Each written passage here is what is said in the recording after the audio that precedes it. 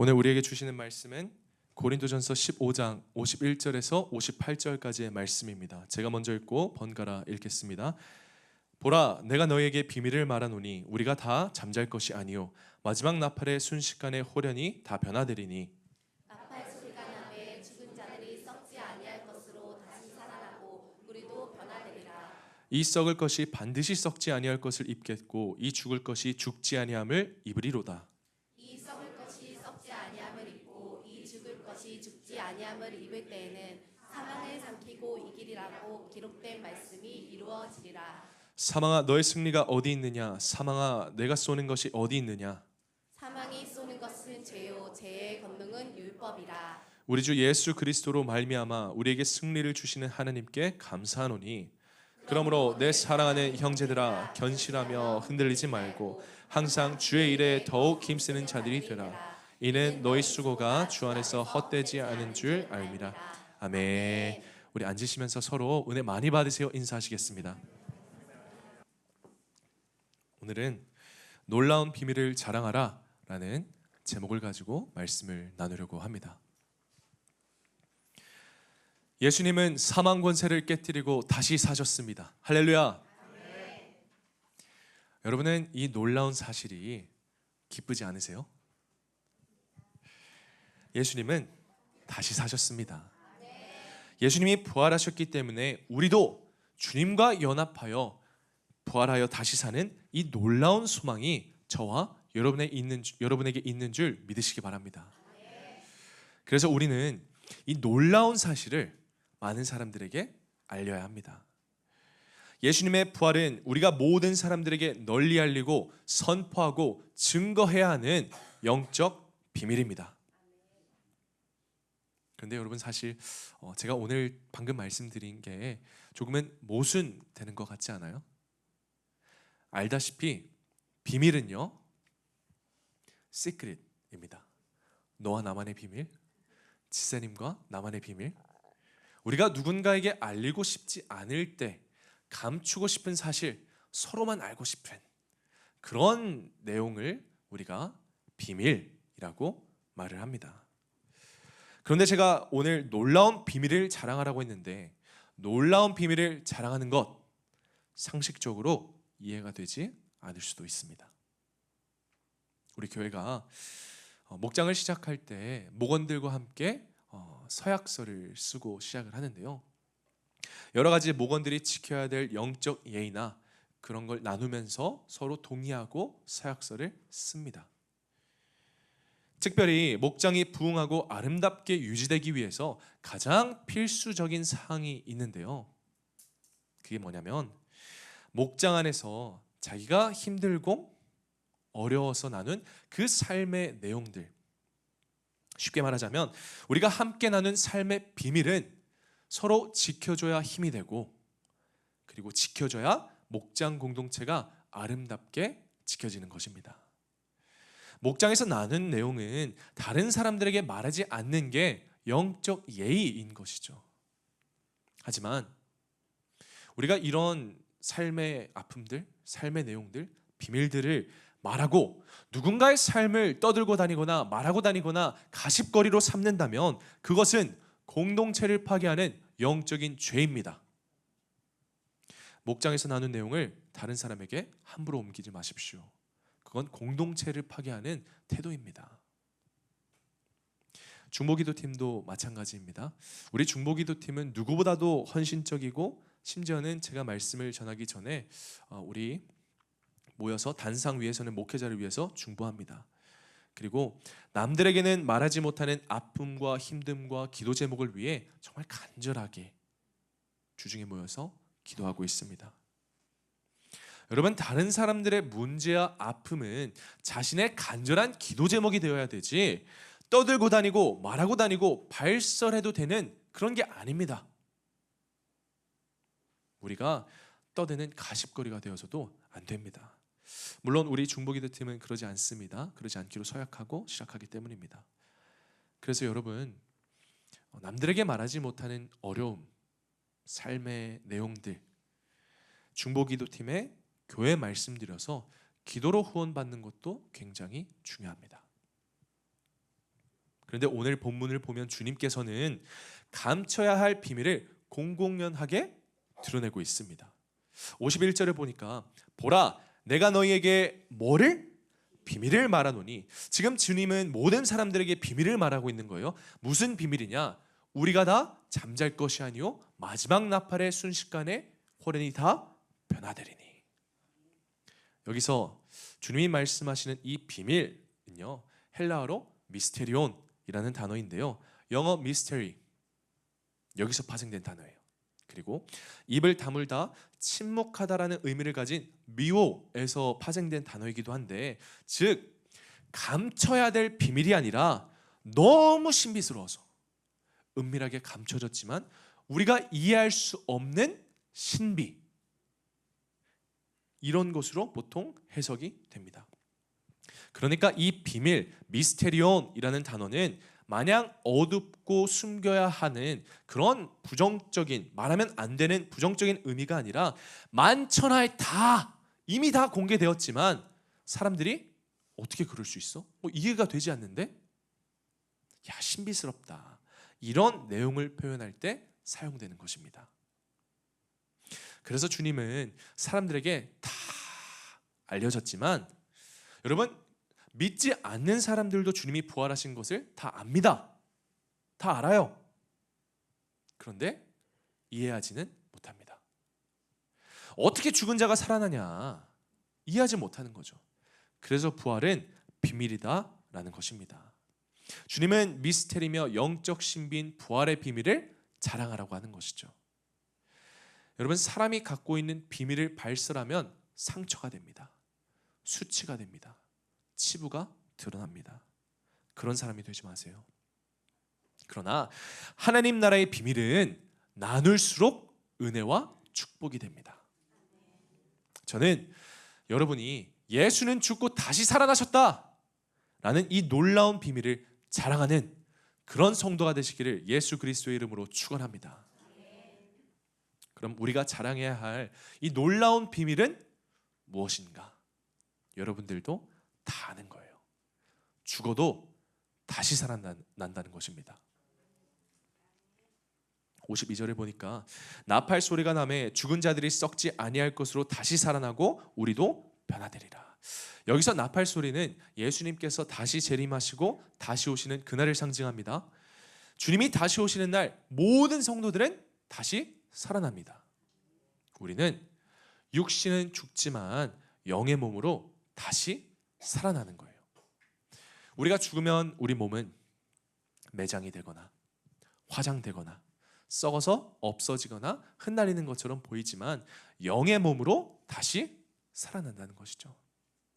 여러분, 과학적으로도 보면 우리 육신이 다 썩어서 사라지고 사라지는 것 같지만 사실은 남아있어요. 왜냐? 흔적이 있잖아요. 존재가 있잖아요. 그 사람의 존재가 남아있는 거예요. 그래서 무에서 유를 창조하신 하나님 입장에서는 그 사람이 죽어서 눈에 보이지는 않지만 그 사람을 다시 영의 몸으로 살리신다는 거예요. 그런데 우리가 알아야 될 게 있습니다. 성도들이 누리는 생명의 부활만 있는 게 아닙니다. 성경은 두 가지 부활이 있다고 말을 하는데요, 하나는 생명의 부활이고 다른 하나는 심판의 부활입니다. 여러분, 죽은 모든 사람들은 다 살아나요. 믿는 자만 살아나는 게 아니라 믿지 않는 자들도 살아납니다. 그런데 두 가지 부활이 있다는 거죠. 요한복음 5장 29절에 선한 일을 행한 자는 생명의 부활로, 악한 일을 행한 자는 심판의 부활로 나오리라. 여기서 선한 일은 선하신 하나님을 섬기는 우리들, 성도들을 의미합니다. 악한 일을 행한 자는 하나님을 믿지 않고 내 뜻대로, 내 마음대로, 때로는 내가 내 인생의 주인이 되어서 살던 자들, 그렇게 죽은 자를 의미합니다. 주님이 세상에 다시 오실 때 믿는 사람이든 믿지 않는 사람이든 다 다시 살아납니다. 그리고 예수님을 믿고 죽은 성도들은 생명의 부활로 다시 살아나 새하늘과 새 땅에서 사는 영생의 축복을 누리게 되어 있습니다. 반면에 예수님을 믿지 않고 죽은 자들은 심판의 부활로 살아나서 불과 유황이 타는 지옥에서 영원한 형벌을 받는다는 거예요. 사실 믿지 않는 사람들도 죽음이 끝이 아니라는 것을 다 알고 있어요. 그래서 여러분, 유교에서 우리가 왜 제사를 드리지 않습니까? 왜 제사를 드려요? 조상님들이 죽어서 지켜주신다. 조상님들의 덕을 봐야 된다. 그래서 제사상을 차리면서 우리가 막 음식이나 과일 같은 거 다 깎아서 드리잖아요. 와서 드시라고. 내가 보지는 못하지만 보이지 않는 영의 세계, 그런 게 있다는 것도 압니다. 무당들도 있잖아요. 그래서 모든 사람들은 다시 다 살아나는데, 하나님을 믿지 못하는 자들은 심판을 받고 영원히 살긴 사는데 어디서 사냐? 지옥에서 영원히 산다는 거예요. 요한계시록은 이것을 둘째 사망이라고 표현합니다. 계시록 21장 8절에 그러나 두려워하는 자들과 믿지 아니하는 자들과 흉악한 자들과 살인자들과 음행하는 자들과 점술가들과 우상 숭배자들과 거짓말하는 모든 자들은 불과 유황으로 타는 못에 던져지리니 이것이 둘째 사망이니라. 그래서 우리는 이 부활의 비밀 제대로 알고 있는 것이 중요합니다. 성도들은 생명의 부활로 살아나 영생의 축복을 누리게 되어 있습니다. 믿지 않는 자들은 심판의 부활로 살아나 영원한 형벌, 지옥에서 살아가게 되어 있습니다. 여러분, 그래서 마귀는 우리가 이 생명의 부활을 누리는 게 꼴보기 싫어합니다. 꼴사나워해요. 그래서 그 생명의 부활을 누리지 못하게 공격합니다. 우리 믿는 자들이, 성도님들께서 우리가 믿음으로 살아가지만, 하나님께 더욱더 간절하게 기도하지만, 주님을 사모하는 마음으로 살아가지만, 삶을 살아갈 때 왜 고난이 있는가? 왜 고통이 있는가? 여러분, 왜 그런지 아세요? 여러분이 마귀가 싫어하는 짓만 해서 그래요. 교회 열심히 다니고 기도하고 말씀 듣고 그 말씀을 지키려고 고군분투하고 믿음으로 살아가는 것, 마귀가 제일 싫어하는 겁니다. 그래서 마귀가 여러분을 공격하는 거예요. 여러분, 나는 믿음으로 살아가는데 힘들다? 고난이 찾아온다? 잘하고 있습니다. 버티십시오. 견뎌내십시오. 그래서 삶이 너무 순탄하다, 너무 잘 된다, 그러면 나는 정말 하나님이 보시기에 기뻐하는 삶을 사는가? 라는 합리적인 의심도 해볼 수 있을 것 같아요. 너무 인생이 잘 풀린다면. 그러니 고난이 온다고, 상처가 온다고 힘들어하지 마십시오. 사탄이 여러분을 시기 질투해서 여러분이 너무 꼴사나와서 공격하고 있는 것일지도 모릅니다. 제가 그냥 이 이야기를 뭐 그러겠거니 하는 게 아니라 오늘 본문을 보면 이렇게 말씀하고 있어요. 고린도전서 15장 55절 본문을 보니까 사망아 너의 승리가 어디 있느냐, 사망아 너가 쏘는 것이 어디 있느냐, 사망이 쏘는 것은 죄요 죄의 권능은 율법이라. 근데 좀 어렵죠, 이 말이. 56절을 영어 성경으로 보면 이렇게 말합니다. The sting of death is sin. 여기서 쏘는 것, sting, 이 sting인데 독침을 의미합니다. 그래서 쉬운 성경으로 보면은 명확하게 번역이 되어 있는데요. 55절을 쉬운 성경에 죽음아 내 승리가 어디 있느냐, 죽음아 내 독침이 어디 있느냐. 죽음의 독침은 죄요, 죄임은 율법입니다. 죽음에 이르게 만드는 독침이 뭐예요? 죄입니다. 사탄은 우리가 죄를 지어서 자꾸 죽음에 이르도록 독침을 쏘는 거예요. 자꾸만 관계를 통해서, 문제를 통해서, 상황을 통해서, 때로는 그 안에서 하나님보다 내 자신을 더 중요하게 여기고 신뢰하게 만드는 이 죄가 나의 인생을 망치고 힘들게 하는 독침이라는 거예요. 죄는 죽음에 이르게 하는 독침이 되지만 우리는 죄를 사하시고 다시 사신 예수님의 부활을 통해서 죽음을 이기게 되었습니다. 여러분, 우리가 이 뱀을 왜 무서워하죠? 독이 있잖아요. 이 살모사들, 이 삼각형 대가리들 얼마나 무서워요. 그런데 가끔씩 동물원에 가면 우리가 만져볼 수 있는 그런 뱀들이 있습니다. 그런 뱀들은 징그럽긴 해요. 그런데 무섭지는 않아요. 왜요? 독이 없으니까. 독침이 없는 벌도 마찬가지예요. 그냥 귀여워요. 그러니 우리를 죽음에 이르게 하는 죄라는 독침을 주님께서 십자가에서 빼버리셨습니다. 제거하셨습니다. 그래서 우리는 죽지 않는 거예요. 죽어도 다시 사는 구속의 은혜 안에서 살아가게 됩니다. 그래서 예수를 믿는 우리에게는 죽음은 두려움의 대상이 아닙니다. 왜? 죽지 않거든요. 다시 살아나거든요. 성경은 분명하게 선언합니다. 에베소서 2장 1절에 그는 허물과 죄로 죽었던 너희를 어떻게 하셨다? 살리셨도다. 할렐루야. 부활하신 예수님을 믿는 우리는 다 죽어도 다시 살아납니다. 저는 성경을 보면 예수님의 이 사역하는 모습과 예수님의 인생을 보면 정말 감동받을 때가 있어요. 왜냐하면 예수님은 항상 우리 수준에 맞춰서 뭔가를 알려주세요. 우리가 이해하지 못하니까, 알지 못하니까 이 전능하신 신이신 예수님이 딱 우리 수준에서 눈높이 교육을 시켜줍니다. 성경을 보니까 예수님은 우리가 이런 영적 비밀을 못 믿을까 봐 이미 증거로 보여주신 사건이 있습니다. 죽은 자를 다시 살리신 사건이죠. 어떤 사건이죠? 나사로를 살립니다. 나사로가 죽었습니다. 나사로를 사랑하는 많은 사람들이 눈물을 흘리며 슬퍼합니다. 주님은 슬픔에 빠진 모든 사람들을 향해 이렇게 말씀하십니다. 예수께서 이르시되 너의 오라비가 다시 살아나리라. 그런데 주님의 이런 말씀에 누이 마르다가 뭐라고 대답해요? 마르다가 이르되 마지막 날 부활 때에는 다시 살아날 줄을 내가 아나이다.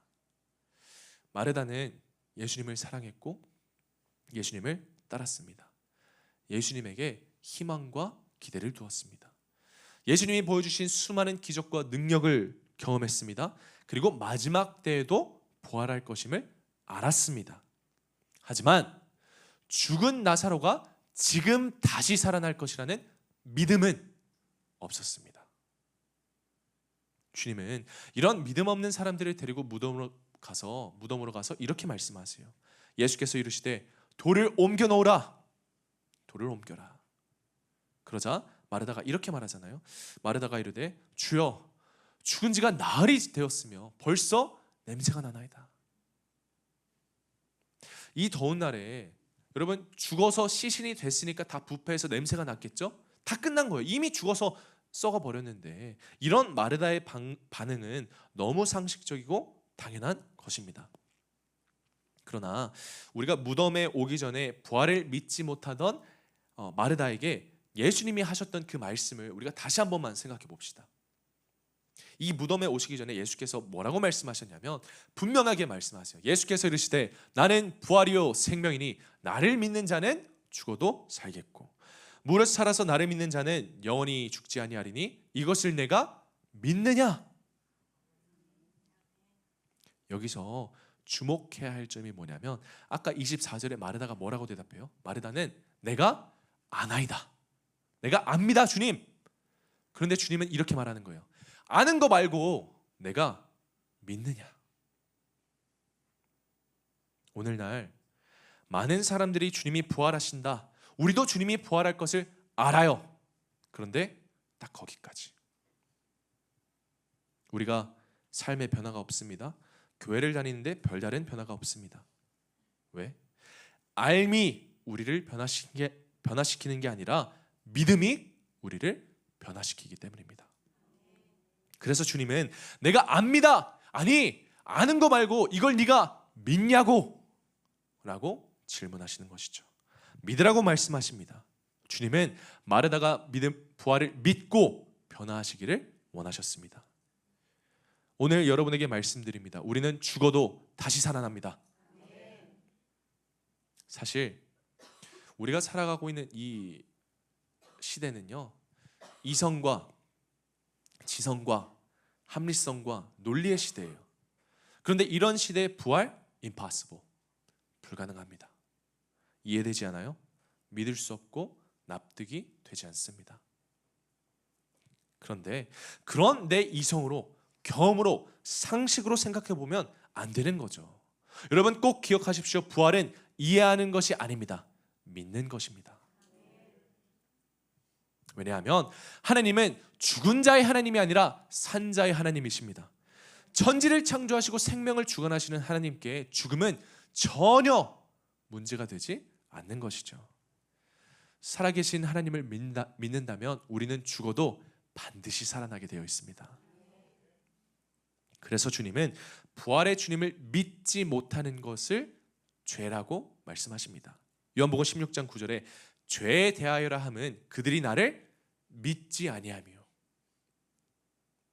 죽어도 다시 살리는 산자의 하나님을 믿고 따르시길 바랍니다. 그래서 성경은 분명히 말합니다. 고린도후서 5장 7절에 이는 우리가 믿음으로 행하고 보는 것으로 행하지 아니함이로다. 보는 것을 믿지 마시고 살아계신 하나님의 말씀을 믿으시기 바랍니다. 신약뿐만 아니라 구약에서도 하나님은 그럼에도 부활과 다시 살아남을 믿지 못하는 백성들에게 에스겔 선지자 환상을 통해서 말씀을 해주세요. 에스겔서 37장 4절에 보니까 또 내게 이르시되 너는 이 모든 뼈에게 태어나여 이르기를 너희 마른 뼈들아, 다 죽고 마른 뼈들아, 여호와의 말씀을 들을지어다. 주 여호와께서 이 뼈들에게 이같이 말씀하시기를 내가 생기를 너에게 들어가게 하리니 너희가 살아나리라. 이에 내가 그 명령대로 태어나였더니 생기가 그들에게 들어가매 그들이 곧 살아나서 일어나는데 극히 큰 군대더라. 내 백성들아, 내가 너희 무덤을 열고 너희로 거기에서 나오게 한즉 너희는 내가 여호와인 줄 알리라. 마른 뼈들에 살이 붙고 가죽이 붙고 근육이 붙고 세상에 살아나 마른 뼈들이 엄청나게 큰 군대가 된다고 하십니다. 여러분 이 말씀은 굉장한 힘이 돼요. 때로는 우리도 마른 뼈처럼 살도 없고 가죽도 없고 근육이 없는 죽은 것처럼, 아니 그냥 죽은 우리 인생에 누가 와도 나를 살릴 수 없어, 누가 와도 이 문제를 해결할 수 없어, 누가 와도 답이 없어. 그런데 죽어도 다시 살리시는 부활의 주님을 믿으면 우리도 죽지만 다시 살아납니다. 상처의 문제나 과거에나 어제 나는 죽었다. 새로운 부활의 아침을 맞이하시기 바랍니다. 류용렬 목사님이 쓴 이 매일 소망을 보면 빌리 그레이엄 목사님의 아내인 이 루즈 그레이엄의 이야기가 소개가 돼요. 그 아내 루즈 그레이엄의 묘비명을 다음과 같이 소개하는데요. 이렇게 써 있어요. 공사 끝, 인내해 주셔서 감사합니다. 그러면서 부활의 소망을 가진 우리에게 이렇게 도전합니다. 이 땅에서 불완전했지만 하나님 앞에서는 모든 것이 완성되는 순간, 그 순간 주님은 사랑과 우리를 맞아주십니다. 죽은 것처럼 소망이 없고 무너졌고 삐걱거리고 고장났고 힘들어 아우성치는 우리는 이 땅에서는 완전할 수는 없습니다. 그래서 주님이 주시는 이 부활의 능력으로 말미암아 영원히 완벽하고 완전하게 살아나게 되어 있는 것입니다. 그것이 바로 천성 성도입니다. 그래서 우리는 유한한 이 땅이 아니라 영원한 삶을 향해 부활의 소망을 가지고 살아가야 합니다. 아니 이 땅을 살아가는 순간에도 주님이 우리와 함께 하시니 죽을 것처럼 힘들어도 괴로워도 이 부활 신앙을 갖고 있다면 우리는 죽어도 다시 살아납니다. 부활의 주님을 믿는 자는 예수님처럼 반드시 살아나게 되어 있어요. 여러분의 자녀 다시 살아납니다. 여러분의 가정, 여러분의 직장, 여러분의 사업, 여러분의 모든 삶 다시 살아나게 되어 있습니다. 주님이 함께 하심을 믿는다면 주님과 함께 다시 살아나게 되어 있으니 나의 시간 속에서 낙심하고 좌절하지 마시고 주님의 시간 속에서 살아가시기를 바랍니다. 우리는 죽어도 다시 살아납니다. 이런 부활의 비밀을 자랑하십시오. 한 걸음 더 나아가서 우리 따라합시다. 끝나도 다시 시작된다. 끝나도 다시 시작된다. 우리 57절 말씀 같이 한번 읽어볼게요. 시작. 우리 주 예수 그리스도로 말미암아 우리에게 승리를 주시는 하나님께 감사하노니. 아멘. 세상 사람들은 죽음과 사망을 끝이라고 생각합니다. 맞아요. 끝이죠. 인생 한 번 사는 인생 어떻게든 멋지게 살아보려고 즐기면서 살아보려고 발악을 합니다. 그러나 우리는 부활의 주님과 함께 죄와 사망의 권세를 이기고 다시 살게 되어 있습니다. 이것이 부활 신앙으로 살아가는 성도들에게 주어진 축복입니다. 성경을 보면 예수님이 십자가에 못 박혀 죽으실 때 예수님을 가장 가까이서 따르던 제자들은 싹 다 도망갔어요. 그런데 참 여자들이 의리가 있는 것 같아요.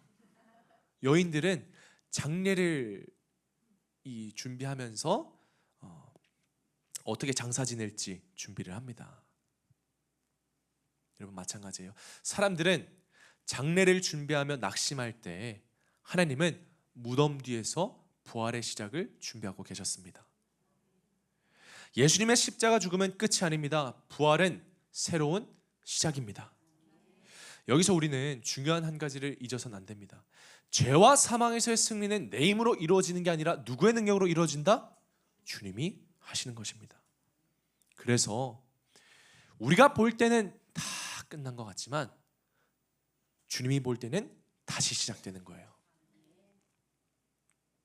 여러분 우리가 정말 다음 세대를 위해서 우리 교회는 아끼지 않습니다. 키즈랜드도 보시고 그리고 2층에 가면은 우리가 아이들이 가지고 놀 수 있는 함께 놀 수 있는 오락기를 싹 준비했잖아요. 보통 우리는 게임하다가 끝나면 게임 오버, 끝났네 하고 갑니다. 그런데 초등학생들은 게임 오버가 돼도 떠날 생각을 안 해요. 왜? 게임 오버? 오케이, 한 번 더. 이제부터 시작이다. 다시 시작이다. 게임 오버가 뜨면은 다른 방식으로 새로운 방법으로 다시 도전하는 거예요. 새로운 시작인 거죠. 여러분들이 볼 때는 게임 오버 끝났다고 생각할 수도 있습니다. 그러나 하나님 편에서 보시기에는 새로운 시작이라는 의미임을 기억하시기 바랍니다. 나는 끝이라고 주장하고 생각하지만 하나님이 보시기에는 새로운 시작이라는 거예요. 내가 생각지도 못했던 다른 방식으로, 내가 해보지 못했던 하나님만의 새로운 방법으로. 혹시 여러분 삶에서 나는 이제 끝난 것처럼 느껴진다면, 관계도 끝나고 인생도 끝나고 희망도 끝났다고 생각이 된다면 하나님께서는 여러분이 끝이라고 단정짓고 말하는 바로 그곳에서부터 새롭게 시작하십니다. 거기서부터 은혜가 시작되는 거예요. 하나님께서는 벼랑 끝에서 새로운 은혜를 만드시는 분이십니다. 하나님은 끝난 것 같은 막다른 길에서 새로운 길을 여십니다. 그러니 무력하고 연약한 나를 믿지 마시고 내게 능력 주시는 주 안에서 다시 시작하십시오. 저는 여러분 그래도 우리가 신앙생활 하면서 재미가 있어야 되잖아요.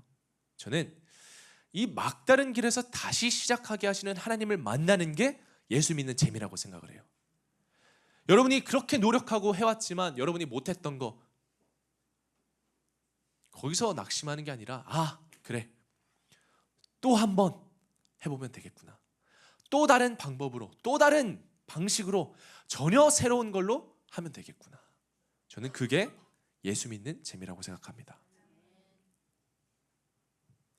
얼마 전 행동하는 신앙의 모델로 인정받은 독일 신학자 본 회퍼 목사의 일생을 다룬 영화가 개봉되었습니다. 그런데 보니까 팔뚝이 장난이 아니에요. 여러분 믿는 자들은 영의 근육뿐만 아니라 육의 근육도 필요한 것 같습니다. 저랑 같이 운동하십시다.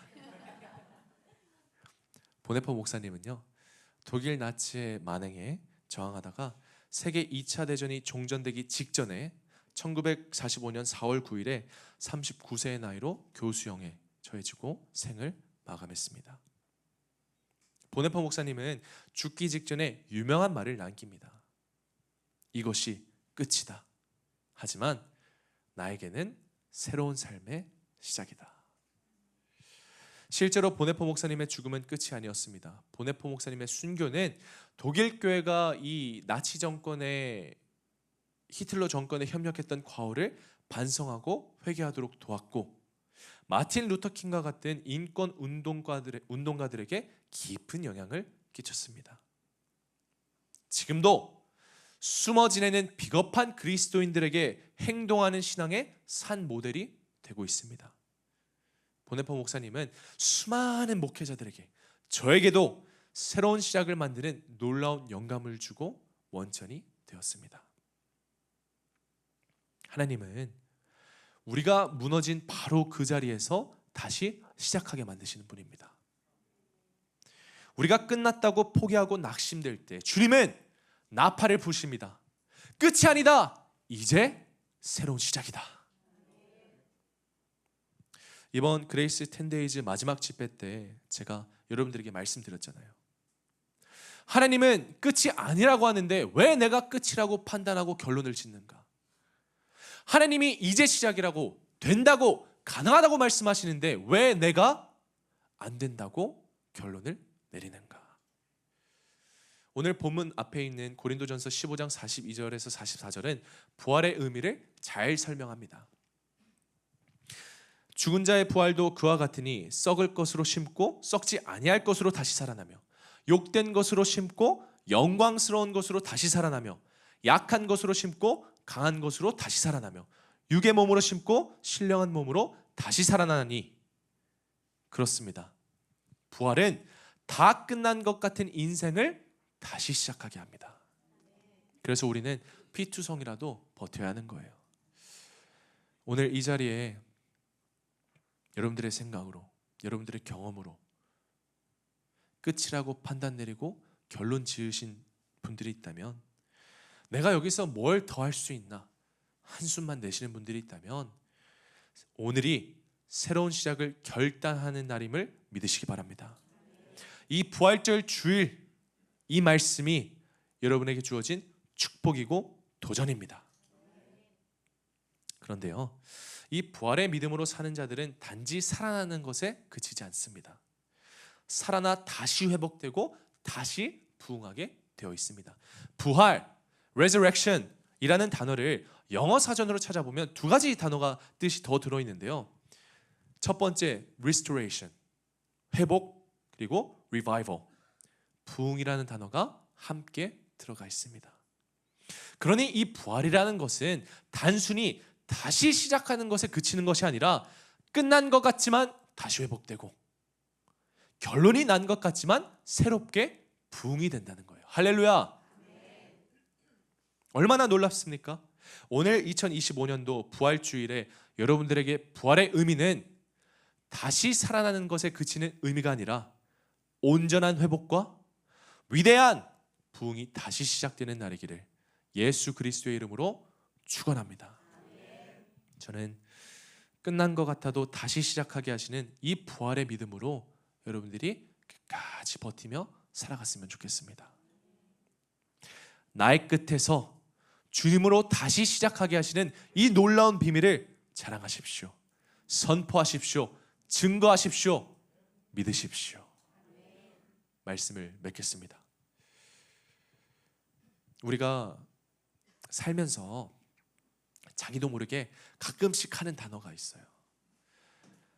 아이고 죽겠다. 나도 모르게 무의식적으로 나올 때가 있습니다. 제가 사역을 시작하고 가장 많이 무의식적으로 했던 말이 뭐냐면, 주여 우린 연약합니다. 제가 그 말을 정말 습관처럼 하더라고요. 여러분, 우리는 죽을 것 같다고 매일 이렇게 습관처럼 말을 하지만, 근데 그렇게 쉽게 안 죽어요. 물론 실제로 많은 사람이 죽을 만큼 힘들게 살아갑니다. 주님을 믿어도 많은 고난을 당하고 깊은 상처를 받을 때가 있어요. 항상 상처가 문제인 것 같아요. 상처가. 그래서 제가 그레이스 10데이즈 마지막 날에 말씀드린 거예요. 여러분, 상처가 여러분의 삶의 본질이 되게 하지 마십시오. 아무리 힘들고 지쳐도 낙심하거나 포기하지 마십시오. 흔들려도 흔들리지 마시고 두려워도 두려워하지 마세요. 오늘 본문은 우리에게 부활에 대한 이야기를 하면서 이렇게 결론을 맺습니다. 58절에 그러므로 내 사랑하는 형제들아 견실하며 흔들리지 말고 항상 주의 일에 더욱 힘쓰는 자들이 되라. 이는 너희 수고가 주 안에서 헛되지 않은 줄 알미라. 우리의 믿음과 수고 절대 헛되지 않습니다. 하늘의 상급이 됩니다. 그러니 견실하고 흔들리지 말고 항상 주의 일에 더욱 힘쓰십시오. 부활의 주님이 우리와 함께 하신다면 그 어떤 문제도 이겨낼 수 있습니다. 우리는 이 놀라운 부활의 비밀을 알고 있는 사람들입니다. 저는 여러분들이 예수님께서 다시 살아나셨다라고 찬양하고 아는 것에서만 그치는 게 아니라 부활하신 예수와 함께 살겠습니다 라는 고백으로 살아가시기를 부탁드립니다. 오늘 두 가지 말씀을 기억하십시오. 첫 번째, 우리는 죽어도 다시 살아납니다. 죽을 것 같아도 죽지 않습니다. 우리는 반드시 부활합니다. 두 번째, 끝나도 다시 시작됩니다. 여러분, 게임 오버? 오히려 기뻐하십시오. 다시 할 수 있습니다. 주님이 다시 시작하게 하십니다. 우리는 새롭게 시작합니다. 지난 10일 동안 그레이스 10데이즈는 끝이 났습니다. 그러나 부활의 주님과 함께하는 그 놀라운 은혜가 여러분의 삶 가운데 계속해서 흘러넘치게 하십시오. 여러분의 자녀에게 흘러넘치게 하시고 여러분의 가정에게 흘러넘치게 하시고 여러분의 직장과 사업장, 여러분의 발걸음이 닿는 그 모든 곳에 이 부활의 은혜가 주는 그 놀라운 은혜를 흘러보내십시오. 나를 계속해서 나아가게 하는 그 은혜에 감사하는 마음으로 주님께 마음을 들이시고 더 섬기시고 여러분이 드릴 수 있는 모든 물질 다 드리시고 여러분의 삶을 드리시고 시간을 드리십시오. 저는 우리를 살리신 이 영적 비밀을 자랑하고 증거하고 선포하는 성도가 되시기를, 그런 저와 여러분이 되시기를 예수 그리스도의 이름으로 축원합니다. 우리 사랑하는 아버지 하나님, 오늘 우리에게 이 놀라운 비밀을 알게 하시고 깨닫게 하여 주시니 감사드립니다. 우리는 죽어도 다시 살아나는 그 놀라운 은혜로 이 땅을 살아가기를 원합니다. 주님, 오늘 이 부활절 주일 말씀이 단순히 아는 것에서 그치는 것이 아니라 내 삶 가운데 감격으로 이어지고 내 삶 가운데 변화로 이어지고 내가 믿음으로 선포하고 결단하는 이 모든 것이 알면서 삶이 되게 하여 주시옵소서. 아는 것으로 끝나는 것이 아니라 믿게 하여 주시옵고 이 믿음의 선포가, 믿음의 결단이 내 삶 가운데 일어나게 하여 주시옵소서.